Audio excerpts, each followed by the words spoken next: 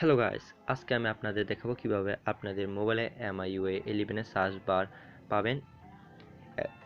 দেখতে পাচ্ছেন আমার হোম স্ক্রিনে আমি MIUI 11 এর সার্চ বার ব্যবহার করতেছি। আপনারা যদি এটা পেতে চান তাহলে ভিডিওটি সম্পূর্ণ দেখুন। আপনি যদি আমার ইউটিউব চ্যানেল নতুন হয়ে থাকেন তাহলে সাবস্ক্রাইব করতে ভুলবেন না এবং বেল আইকনে ক্লিক করবেন, তাহলে এই ধরনের নতুন নতুন ভিডিও পেয়ে থাকবেন। তাহলে কিভাবে আপনাদের মোবাইলে MIUI 11 এর সার্চ বারটি ইনস্টল করবেন তা আমি দেখিয়ে দিই। তাহলে ভিডিওটি শুরু করা যাক। প্রথমে আমার ডিসক্রিপশন বক্স থেকে অ্যাপটি ডাউনলোড করে নেবেন, এরপর ইনস্টল করে দিবেন। আমি দেখিয়ে দিই।